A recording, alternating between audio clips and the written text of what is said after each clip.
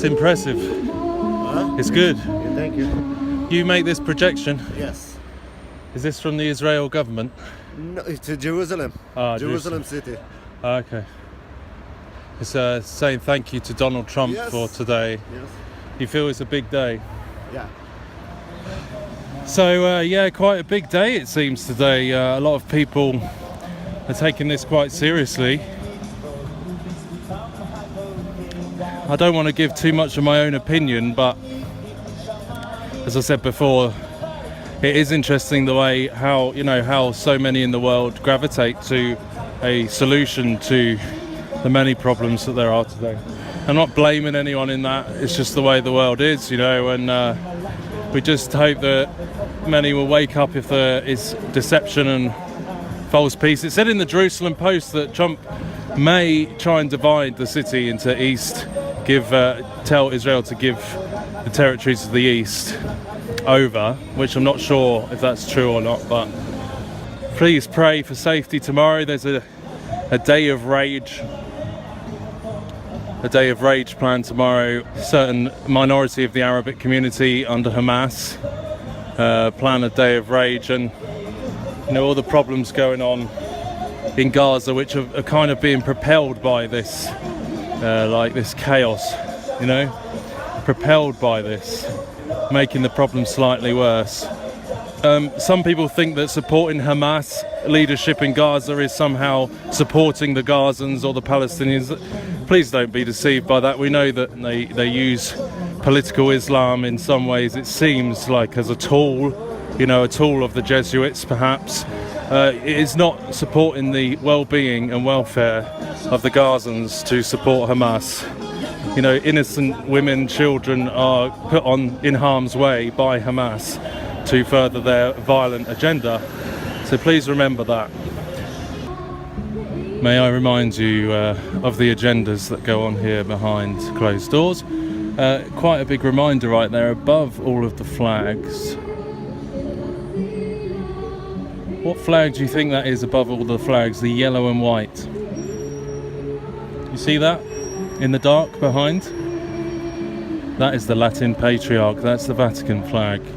That's the Roman Latin flag. So the things we warned about before, just be aware of this. These agendas that people pull in strings on both sides. So I don't want to make any more personal remarks, because at the end of the day it's all according to scripture, but just do not be deceived by the things that go on, and remember who is really anti-Semitic. Remember where the anti-Semitism comes from, and the United Nations agenda, stir in the pot. Don't forget these things.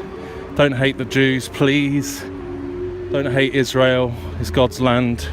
He's preparing it for what he's doing, but these players are being used as tools, and this is what will happen will be God's will comes to pass. So don't get roped into the anti-Israel anti-Semitism, and don't support Hamas, because political Islam is not a victim, or it is a victim. It's being used as a tool for murder.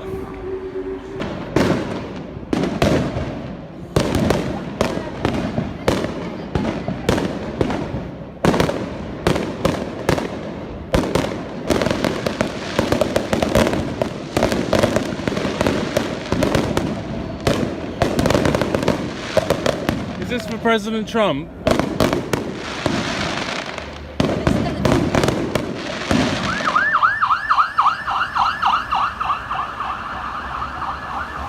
We have to remember who's in control ultimately is, of course, the God of Abraham, Isaac and Jacob, whatever happens. So always remember that. All praise and glory to the God of the universe, who is in control of everything. All praise to Jesus Christ and for his will. His ways are so much higher than our ways.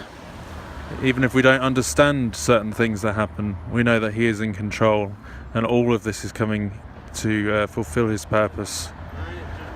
All eyes on Jerusalem across the whole world. Guys, we're headed towards the promise of the New Jerusalem, the millennium. And what we're seeing now is his will, whoever's involved.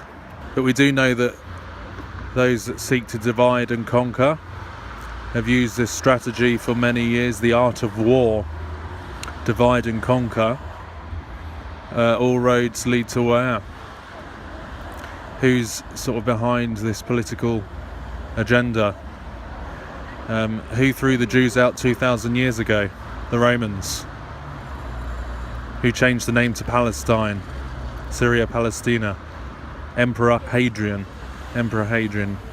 changed the name.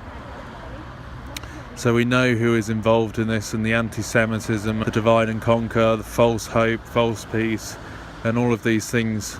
So don't be fooled, don't be deceived. Stay vigilant.